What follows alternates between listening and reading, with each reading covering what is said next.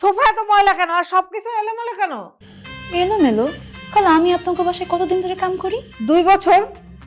হঠাৎ এই প্রশ্ন করতেছিস যে?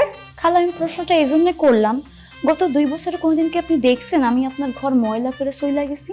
না, তা তো যাস নাই। আমি প্রত্যেকদিন বাড়িতে কি করি, আগে রান্নার কাজটা করি, তারপরে পুরো ঘরটা সুন্দর করে গুছাই, পরিষ্কার করি। তাহলে খালা আমি এখনো রান্না করতেছি, রান্না শেষ হওয়ার সাথে সাথে আমি পুরো ঘরটা গুছায় সুন্দর মতো পরিষ্কার করে তারপরে রাখুন, তাই না খালা? তাহলে আপনি আমার ঝাড়ি মারলেন কেন? আমি অন্যায় না করার সত্ত্বেও আপনি আমার ঝাড়ি মারছেন। আপনি এই ঝাড়িটা মাইরা আপনি অন্যায়টা করছেন। আচ্ছা ঠিক আছে ঠিক আছে, হয়েছে, আমি গেলাম, সব পরিষ্কার করে রাখিস। কারণ খালা আপনি কোথাও যাইতে পারবেন না। আমি আপনার ঘরে রান্না করি, ঘর দর পরিষ্কার করি, গুছাই, এর জন্য আপনি আমার বেতন দেন, এটা আমার দায়িত্ব। কিন্তু আপনি যে ঝাড়ি মারেন, এই যে অন্যায়টা করলেন, এটার জন্য তো আমি আপনার কাছ থেকে বেতন পাই না। সরি বলেন খালা, আপনার সরি বলতে হইব। কি? তোকে সরি বলতে হবে?